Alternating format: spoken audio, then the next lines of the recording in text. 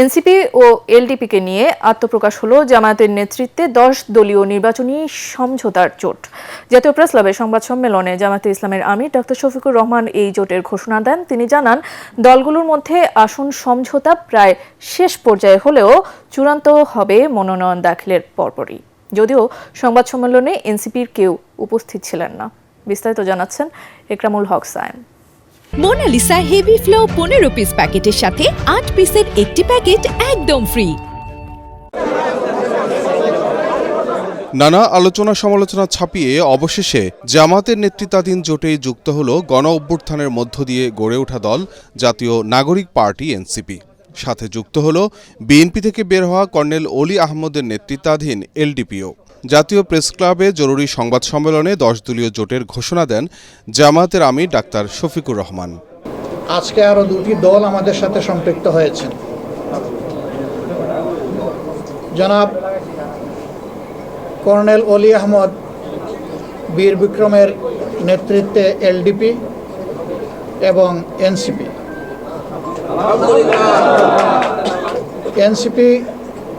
একটু আগে আমাদের সাথে তাদের বৈঠকটা সমাপ্ত হয়েছে। তারা এই বৈঠকে আসার সময় এবং সুযোগটা পাননি। এই যে সমঝোতা, এটাকে ঠিক ওই অর্থে জোট বলুন আর না বলুন, আমরা কিন্তু জোটের চাইতে আরো মজবুত। এ সময় তিনি জানান, দলগুলোর মধ্যে আসন সমঝোতা প্রায় শেষ পর্যায়ে, তবে মনোনয়নপত্র দাখিলের পরপরই চূড়ান্ত হবে আসন বন্টন। আমাদের আসন সমঝোতা অলমোস্ট কমপ্লিট। সামান্য একটু বিষয় যেগুলো রয়েছে, আমরা আশা করছি এইটা নমিনেশন ফাইল করার পরপরই আমরা সেটাও ইনশাল্লাহ আলাপ আলোচনার ভিত্তিতে সুন্দরভাবেই সমাধান করতে পারবো। আপনারা দোয়া করবেন, এই ক্ষেত্রে কোনো সমস্যা হবে না। এই ব্যাপারে আমরা খুবই আস্থাশীল। জুলাই অভ্যুত্থানের চেতনায় ন্যায় ও ইনসাফ ভিত্তিক দেশ গড়তেই দলগুলো জোটভুক্ত হয়েছে বলেও জানান ডাক্তার শফিকুর রহমান। আমরা চাই নির্বাচনের যে তারিখ ঘোষণা হয়েছে তার কোনো হেরফের না হয়ে এই তারিখেই নির্বাচনটা অনুষ্ঠিত হবে। আরও বেশ কয়েকটি দল সরাসরি এই জোটে যুক্ত হতে আগ্রহ প্রকাশ করেছে জানিয়ে জামায়াতের আমির জানান, সময় স্বল্পতায় তা সম্ভব না হলেও ভিন্নভাবে সমঝোতা করা হতে পারে। যেহেতু দুইটা দল একেবারে শেষ পর্যায়ে এসে আমাদের সাথে তারা মিলিত হয়েছেন, আরও অনেকগুলা দল তারা আগ্রহী ছিলেন, বাট এই প্রক্রিয়ায় এই মুহূর্তে এখানে সম্পৃক্ত করা আমাদের জন্য খুবই দুরূহ হয়ে গেছে। অনেকের আগ্রহ থাকা সত্ত্বেও আমরা সেভাবে তাদেরকে সম্পৃক্ত করতে পারছি না। আমরা তাদের কাছে দুঃখ প্রকাশ করছি, কিন্তু জাতীয় জীবনে ইনশাল্লাহ আমরা তাদের সাথে একসাথে কাজ করব। কয়েকজন নেতার পদত্যাগে দলে কোনো প্রভাব ফেলবে না বলে মন্তব্য করেছেন জাতীয় নাগরিক পার্টি এনসিপি সদস্য সচিব আক্তার হোসেন। ঢাকা জজ কোর্ট থেকে 2টি মামলায় জামিন নেয়ার পর সাংবাদিকদের প্রশ্নের জবাবে কথা জানান তিনি। জামায়াতের সঙ্গে জোট প্রসঙ্গে কয়েকজন নেতার আপত্তি প্রসঙ্গে আক্তার বলেন, এটি দলের অভ্যন্তরীণ গণতন্ত্র চর্চার বহিঃপ্রকাশ। এ বিষয়ে শৃঙ্খলা ভঙ্গের আশঙ্কা নেই। তো অনেকে পদত্যাগও করেছেন, কিন্তু এটা একটা রাজনৈতিক দলের বিকাশের ক্ষেত্রেই পদত্যাগ বা যোগদান করা এটা খুবই স্বাভাবিক একটা ঘটনা প্রবাহ। আমরা পার্টির যারা নেতৃত্ব আছি, পার্টির যারা সাধারণ সদস্যরা যারা আছি, আমরা পার্টির সিদ্ধান্তের প্রতি আমরা অটল থাকবো এবং আমরা মোটা থেকে যেটা চাই যে বাংলাদেশে একটা নতুন রাজনীতি দাঁড় করানো প্রয়োজন। আমরা যারা এই বাংলাদেশে নতুন রাজনীতিকে আমরা দাঁড় করানোর চেষ্টার মধ্যে দিয়ে সংগ্রামে অবতীর্ণ হয়েছি, আমরা সকলে ঐক্যবদ্ধ থেকে আমাদের চেষ্টাকে সফল করবো ইনশাআল্লাহ। ভোটার তালিকায় অন্তর্ভুক্ত হলেন তারেক রহমান ও তার একমাত্র কন্যা জায়মা রহমান। নির্বাচন কমিশনের বিধি অনুযায়ী যথাযথ প্রক্রিয়ার মাধ্যমে এই দুজনকে ভোটার তালিকায় অন্তর্ভুক্ত করা হয়েছে বলে জানায় ইসি কার্যালয়। এর আগে শনিবার রাজধানীর তেজগাঁওয়ের নির্বাচনী প্রশিক্ষণ ইনস্টিটিউট ইপিআই ভবনে তারা ছবি তোলা সহ আইরিশের প্রতিচ্ছবি ও বায়োমেট্রিক দিয়ে ভোটার হওয়ার আনুষ্ঠানিকতা শেষ করেন। এদিকে নির্বাচন ভবনে প্রধান নির্বাচন কমিশনার এএমএম নাসির উদ্দিনের সাথে বৈঠক শেষে বিএনপির স্থায়ী কমিটির সদস্য নজরুল ইসলাম খান বলেন, এনসিপি জামায়াত জোটের বিষয়টি তাদের দলীয় সিদ্ধান্ত। আদর্শ অনুযায়ী অন্য দলের সাথে জোট করার রাজনৈতিক অধিকার উল্লেখ করে তিনি বলেন, জামায়াত ঘোষিত আদর্শের সাথে এনসিপির বর্তমান সিদ্ধান্ত যায় না। আরপিওতে না থাকা সত্ত্বেও মনোনয়ন জমা দেওয়ার সময় সন্তানের সম্পদের হিসাব জমা দেওয়ার বিষয়টি জটিলতা সৃষ্টি করবে জানিয়ে তিনি বলেন, বিষয়টি নিয়ে বৈঠকে সিইসির সাথে আলোচনা হয়েছে।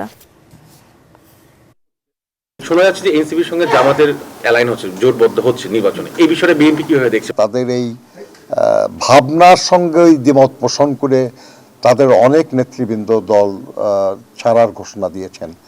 অর্থাৎ মনে হয় যেন তাদের ঘোষিত আদর্শ বা ঘোষিত ভাবনার সঙ্গে তাদের এই নতুন চিন্তা এটা বোধহয় যাচ্ছে না আর কি। ঢাকার 17 আসন থেকে মনোনয়নপত্র সংগ্রহ করেছেন বিএনপির ভারপ্রাপ্ত চেয়ারম্যান তারেক রহমান। সেগুনবাগিচায় রিটার্নিং কর্মকর্তার কার্যালয়ে তার পক্ষে বেগম খালেদা জিয়ার একান্ত সচিব আব্দুস সত্তার ফর্ম সংগ্রহ করেন। এই আসনে মনোনয়নপত্র জমা দিয়েছেন জামায়াতের প্রার্থী ডাক্তার এস.এম. খালেদুজ্জামান। এছাড়াও সারা দেশে বিভিন্ন দল ও স্বতন্ত্র প্রার্থীরা মনোনয়নপত্র সংগ্রহ ও জমাদান কার্যক্রমে ব্যস্ত সময় পার করছেন। এ পর্যন্ত 2,780 জন মনোনয়নপত্র সংগ্রহ ও 31 জন জমা দিয়েছেন। বিস্তারিত জানাচ্ছেন ইয়াসিন রানা। 29 ডিসেম্বর শেষ হচ্ছে ত্রয়োদশ জাতীয় সংসদ নির্বাচনের মনোনয়নপত্র সংগ্রহ ও জমাদানের সময়। 61টি দলের ও স্বতন্ত্র প্রার্থীরা মনোনয়নপত্র সংগ্রহ ও জমা দিচ্ছেন। তাই ব্যস্ত সময় পার করছেন রিটার্নিং কর্মকর্তার কার্যালয়ের কর্মকর্তা এবং এমপি প্রার্থীরা। মনোনয়নপত্রের সাথে শর্ত অনুযায়ী 14টি বিষয়ের দলিলপত্র জমা দিতে হয়। তাই প্রয়োজনীয় সকল কাগজপত্র ঠিক আছে কিনা তা দেখে মনোনয়নপত্র জমা দিচ্ছেন প্রার্থীরা।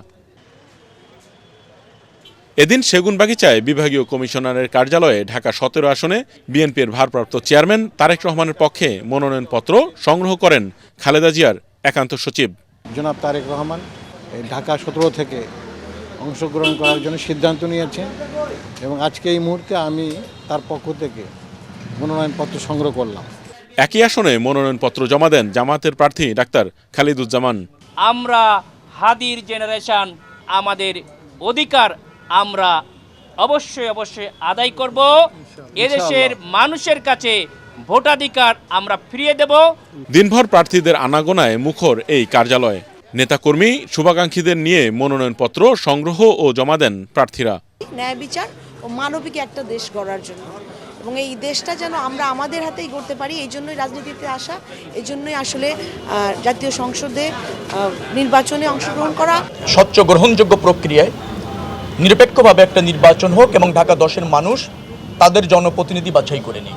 আমরা ভোটের লড়াইয়ে এবং আন্দোলনে জনগণকে এগিয়ে আসার আহ্বান জানাই, তাহলেই কেবলমাত্র নিরাপদ দেশ আমরা কায়েম করতে পারবো। এছাড়া এদিন নির্বাচন কমিশন ভবনে ঢাকা 13 আসনে মনোনয়নপত্র জমা দেন বাংলাদেশ খেলাফত মজলিসের আমির মাওলানা মামুনুল হক। জুলাই বিপ্লবের অংশজন প্রায় সবগুলো দলই এখানে ঐক্যবদ্ধ হয়ে আমরা আসন সমঝোতার মাধ্যমে আমরা নির্বাচনে অংশগ্রহণ করব। নির্বাচন কমিশন জানায় রোববার পর্যন্ত 2,780 জন মনোনয়নপত্র সংগ্রহ করেছেন এবং জমা দিয়েছেন 31 জন। প্রথমবারের মতো চেয়ারপারসনের গুলশান কার্যালয়ে গিয়ে রাজনৈতিক কার্যক্রম শুরু করেছেন বিএনপির ভারপ্রাপ্ত চেয়ারম্যান তারেক রহমান। নেতাকর্মীদের সাথে কুশল বিনিময়ের পর নিজ কার্যালয়ে দলের স্থায়ী কমিটির সদস্যদের সাথে বৈঠক করেন তিনি।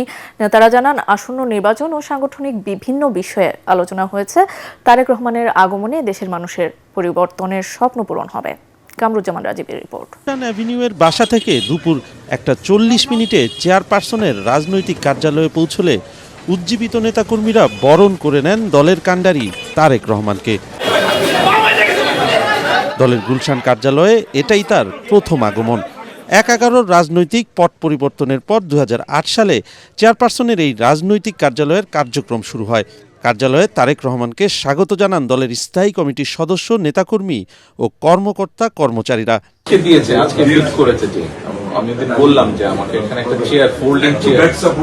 নেতাকর্মীদের সাথে শুভেচ্ছা বিনিময়ের পর কার্যালয়ের দোতলায় নিজের নির্ধারিত কক্ষে গিয়ে বসেন তিনি। পরে দলের স্থায়ী কমিটির সদস্যদের সাথে বিভিন্ন বিষয়ে মত বিনিময় করেন বিএনপির ভারপ্রাপ্ত চেয়ারম্যান। নেতারা জানান, দলের সাংগঠনিক ও রাজনৈতিক পরিস্থিতি সহ নির্বাচন সংক্রান্ত বিভিন্ন বিষয়ে আলোচনা হয়েছে। অনেক দিন পরে সামনাসামনি বাংলাদেশ সম্বন্ধে আলোচনা করছি, বাংলাদেশের ভবিষ্যৎ নিয়ে আলোচনা করছি, রাজনীতি নিয়ে আলোচনা করছি। সারা জাতি উজ্জীবিত আজকে ওনার অপেক্ষায় আছেন।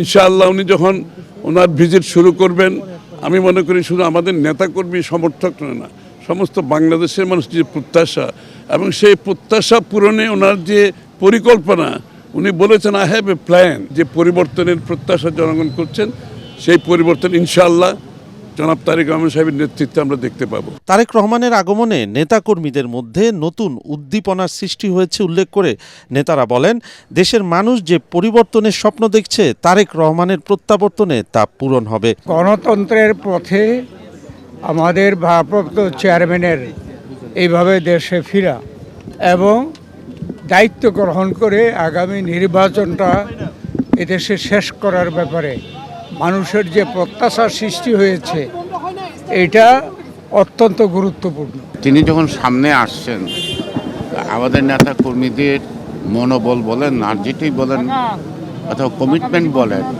সেটা অনেক বড় হয়ে গেছে। শুধু গুলশান কার্যালয় নয়, দলের নয়াপল্টন কেন্দ্রীয় কার্যালয়েও তারেক রহমানের জন্য আলাদা চেম্বার করা হয়েছে। দেশে ফেরার চতুর্থ দিনেই গুলশান চেয়ারপারসনের রাজনৈতিক কার্যালয়ে আসলেন তারেক রহমান। অনানুষ্ঠানিক বৈঠক করলেন দলের শীর্ষ নেতাদের সাথে। এখন থেকে দলের সব রাজনৈতিক কর্মকাণ্ড পরিচালনা করবেন তারেক রহমান।